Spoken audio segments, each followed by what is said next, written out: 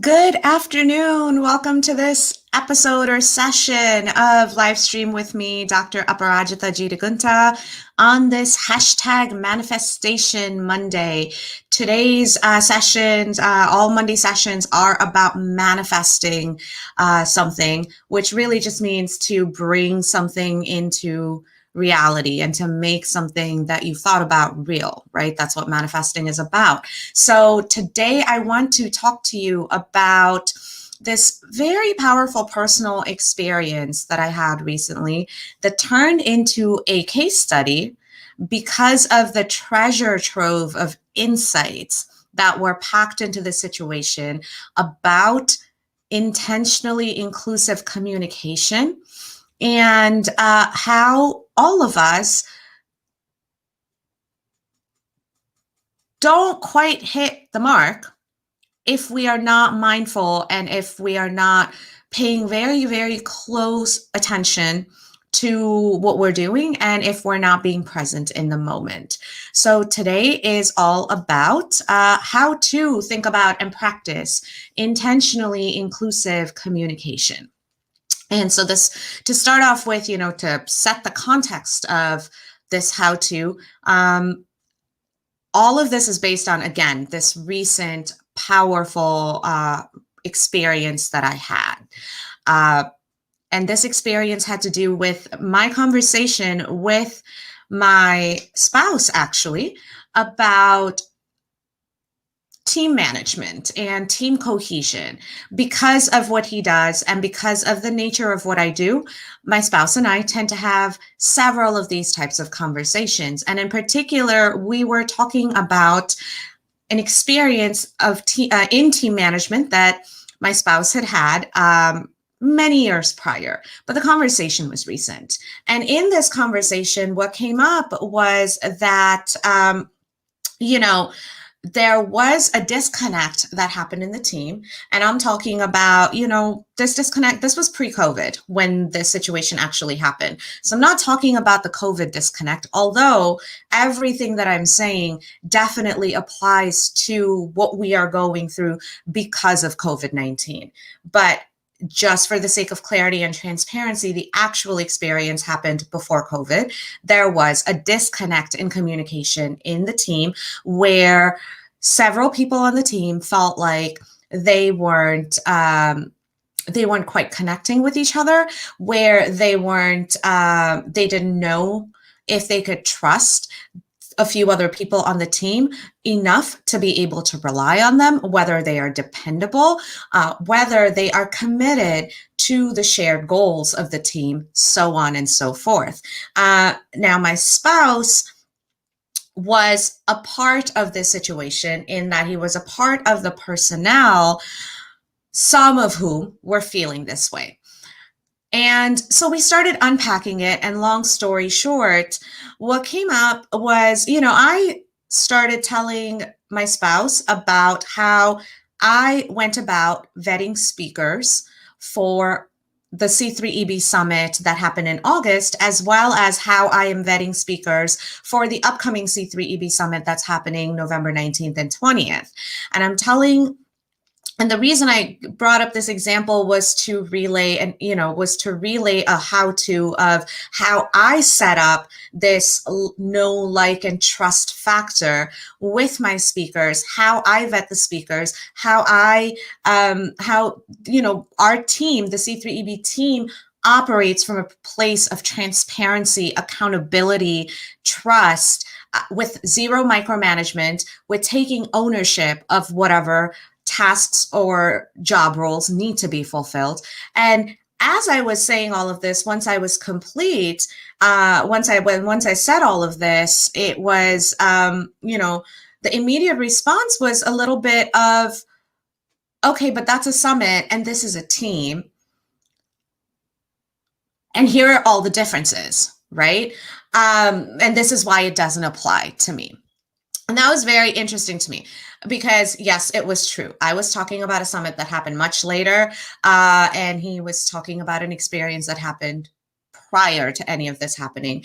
But the thing is that as I was thinking about it and as we were talking about it, I realized that right there, what happened in this situation, really, it is the crux of what our communications right now, especially through COVID-19, have boiled down to, and why practicing intentional inclusion is something that people automatically forget about, but it's also something that's critical and something that when you are mindful and present, you can practice, right? And I'm talking about the specific principle I want to talk about with this, the specific insight in this case study that I want to talk about is that immediate contrast.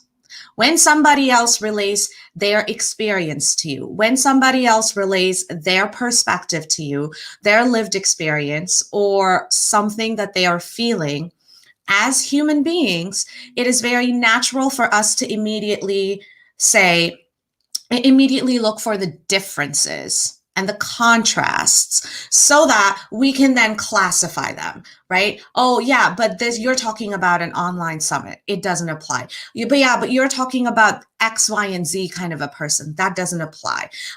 Here's how the situations are very different. And we do that even in our corporate jobs. We do that in our businesses, because we are trained and conditioned to look for those unique values that make us stand apart, that make us feel like we are the only ones experiencing whatever it is that we're experiencing, that our experience is so unique that there cannot be any commonalities to anything else. But that's a myth, right? Because the truth of the matter is that with 8 billion people plus on this planet, and with an infinite spectrum of possibilities available on this planet, sheer numbers in terms of things tell you that nothing in the world happens only once. There is no such thing as only one opportunity. There is no such thing as a singularly unique experience. Sheer numbers and probabilities tell us that there are going to be more experiences, yet we look for the differences. And that is why we have a tough time, again, with intentionally inclusive communication and in practicing intentional inclusion, because we look for the differences. So how do we go about switching that? How do we go about thinking about and practicing intentionally inclusive communication? So step one, yes, there are going to be differences. Let me preface this by saying that we have to find commonalities to connect on within the context of course, there are going to be differences. Of course, there are going to be differences in perspective, differences in personalities, differences in experience, differences in language, differences in communication style, differences in leadership style, a whole lot of differences. And we get to cherish, acknowledge, appreciate, and celebrate those differences. But that does not mean that you cannot find commonalities to connect on beyond the surface level.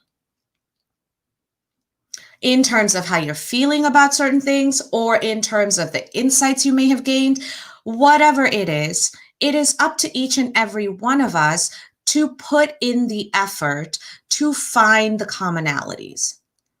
And for us to do that, it goes back to, believing in yourself and making your own invisible visible, which is like the nature of my entire work and business. But at the end of the day, once we understand and make our own invisible visible to ourselves, we are in a better position to be able to find things that we can connect with other people on, no matter what our differences are. And we don't have to minimize those differences, or we don't have to only focus on those differences to have these conversations. Because what finding commonalities to connect on while celebrating differences really means is that being different and having things in common are not mutually exclusive. They are the norm. They are human nature. And fundamentally speaking, as human beings, we do have more in common with each other than we have than the things that are different. When we find commonalities to connect on, it becomes easier for us to then think about what is equitable for the other person, what is fair for the other person, because it increases relatability. It sets a more solid foundation for relationship management. So especially if you are a manager managing a team of people, finding these commonalities to connect on beyond the superficial level while not minimizing the differences is a critical skill that you need to have to be an effective, impactful, and influential manager who cares about their people. That's the first step, thing we need to do. The second part of, the second thing we need to do in terms of how to practice intentional inclusion is when somebody is relating their experience to us, our minds automatically start thinking in terms of, okay, I'm getting a whole bunch of information. How does this apply to me? And that's neither a good thing nor a bad thing. It is just how our brains are wired to process information, especially in this age and day of complete information overload and noise. There is so much coming at us. There are so many things that our senses are getting bombarded with that our brains really have to do some work to process all of this information. And the natural lens that our minds use is, how does this information apply to me? How is this information relevant to me? For every single person watching this, whether you're watching this live or later, I promise you that's what you're thinking about, is how is what AJ is saying applicable to me in my experience? Did I ever behave this way or did I not? While on the one hand, that is good, and it is a learning moment for you to internalize the insights you get from somebody else. The flip side of that is also that when somebody else is relating their information to you, whether it's commonality or a difference, if you only think about how does this apply to me, then the focus is not on the other person. The focus is not on the relationship. It is on you. So if you want to practice intentionally inclusive communication, and if you want to think about how to practice it, one, find the commonalities to connect on, and two, remove the lens of how does this apply to me? And then you just listen. Listen to them. Don't listen to respond. Listen to listen. What they're saying, what they're not saying, what's in between the lines. Don't make assumptions. Listen. And the reason I say don't make assumptions is when you do read in between the lines, which again goes back to human nature. See how there's a lot of this that goes back to human nature, and it goes back to conditioning. And for us to practice intentional inclusion, we just have to rewire how we think and how we act. That's all it boils down to. But that's the trick, right? It's simple, but it's not easy. So once you listen and you read in between the lines, you ask questions from a place of vulnerability and curiosity. You don't ask questions to confirm your suspicions or your assumptions. So the questions need to be open-ended. The questions need to be to evoke not just the what, but also the how and the why of how you're feeling, what did you learn, what did you perceive, so on and so forth. But it has to come from a place of vulnerability and curiosity. What that entails is, one, they're not coming from a place of ego, of you just checking off whatever mental boxes you have. Two, they're not coming from a place of fear. That they're not coming from that place that many of us have, especially right now in the diversity, equity, and inclusion spaces, and especially current leaders who are terrified to the point of paralysis about saying or doing the wrong thing because of this cancel culture we've created, right? But when you step in from a place of vulnerability and curiosity and say, it is okay if I'm wrong. I'm still going to learn something. And it is okay if I don't know what I'm talking about. I am not asking these questions to put the burden on anybody else. I'm going to do what I need to do to ask the questions, whether it's I'm asking myself, whether it's I'm asking Google, whether it's I'm asking my coach, the consultant, my therapist, my friend, whomever, without putting the burden on the person relating the experience to you. When you ask questions from a place of vulnerability and curiosity, it opens up the dialogue and it opens up space for trust. And trust is key in all relationships, right? Because if trust is not the foundation, you don't have a relationship, you have a transaction. So that's number 4. And finally, you assess what you learned in the relationship with the other party. You address your biases. You address your assumptions. That's when you look at the contrast of, wow, when I went into this conversation, I thought A, B, and C. But because I was able to relate to this person, because I wasn't thinking about how this applied to me, I only wanted to listen to them. I didn't know the answers to these questions, so I learned. Now I realize that I was biased about what I thought about this particular person, or what I thought about the way this team was operating, or what I thought about this human concept of inclusion. Whatever it is only through relationship management, and it is only through being intentionally inclusive in your communications, by finding commonalities, by finding common core values, while also celebrating and cherishing the differences and uniqueness without minimizing them, without devaluing them.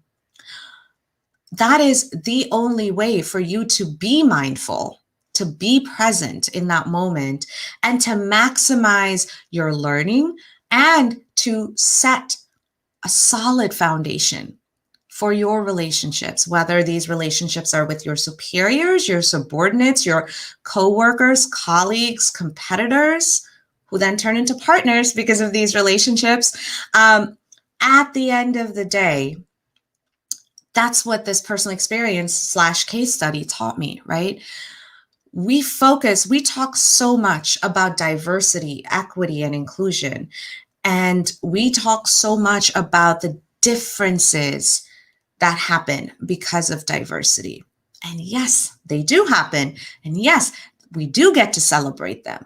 But we also get to acknowledge our commonalities. We also get to figure out where we are on the same page, so that when the other party needs somebody to speak up for them, we can do so. So that when the other party is going through something unfair, we can support them.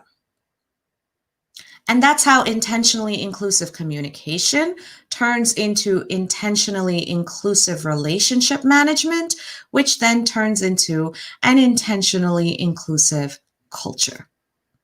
So I hope that helps. If you have any questions, please don't hesitate to reach out to me. For those of you who are watching this later, or watching any of my videos for the first time, my name is Dr. Aparajita Jidigunta.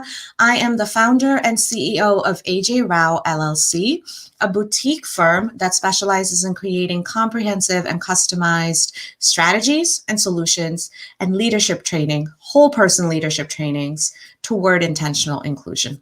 I know that's a mouthful. Essentially, what I do is I help people and companies become intentionally inclusive. And also on the individual end, I help overworked and perpetually stressed out high performers increase their leadership presence, their impact, and their income while getting rid of overwhelm, overwork, and underappreciation. I hope you enjoyed this, and I'll be back on Friday for Focus Friday. Bye.